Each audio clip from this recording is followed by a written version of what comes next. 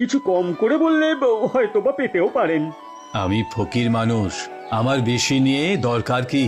আমি অতি যৎ কিঞ্চিত সামান্য ভিক্ষা রাজভাণ্ডারে একটি মাস ধরে প্রতিদিন পেতে চাই। আমার ভিক্ষা নেওয়ার নিয়ম এই যে প্রথম দিন যা নিই, দ্বিতীয় দিন তার দ্বিগুণ, তৃতীয় দিন তার দ্বিগুণ, আবার চতুর্থ দিনে তৃতীয় দিনের দ্বিগুণ, এমন করে প্রতিদিন দ্বিগুণ করে নিই। এই আমার ভিক্ষার রীতি। তা তো বুঝলাম, কিন্তু প্রথম দিন কত চান সেটাই হলো আসল কথা।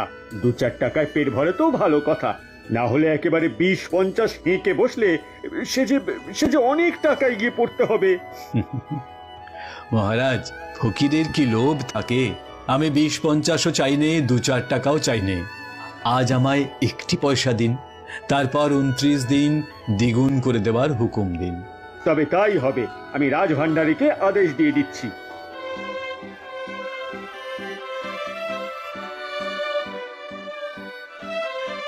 রাজার হুকুম মতো রাজভাণ্ডারী প্রত্যেক দিন হিসেব করে সন্ন্যাসীকে ভিক্ষে দেয়। এমনি করে 2 দিন যায়, 10 দিন যায়। 2 সপ্তাহ ভিক্ষে দেবার পর ভাণ্ডারী হিসেব করে দেখল ভিক্ষাতে অনেক টাকা বেরিয়ে যাচ্ছে।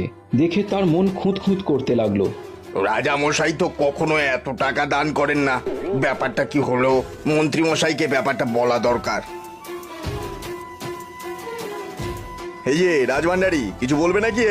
মন্ত্রী মশাই, আমার সঙ্গে একবার চলুন, আপনাকে একটা হিসেব দেখানোর আছে।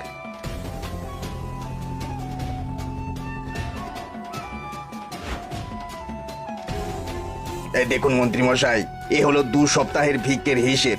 ভিক্ষার বহরে যে রাজকোষ থেকে অনেক অর্থ বেরিয়ে যাচ্ছে। হ্যাঁ, তাই তো হে, এটা তো আগে খেয়াল হয়নি। তো এখন তো আর উপায় নেই, মহারাজের হুকুম নড়চড় হতে পারে না।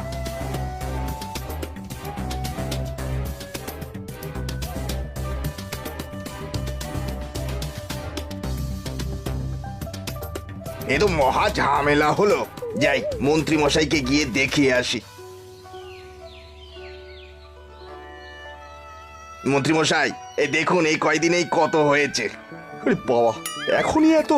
তাহলে মাসের শেষে কত দাঁড়াবে? আগে এই তা তো হিসেব করা হয়নি এখনো। দৌড়ে যাও, এক্ষুনি খাজাঞ্চিকে দিয়ে একটা পুরো হিসেব করিয়ে আনো। যাও যাও যাও। আমি এখনই যাচ্ছি। আরে কে কোথায় আছো? আমার জন্য বরফ জলের পট্টি নিয়ে এসো। আরে বাবা,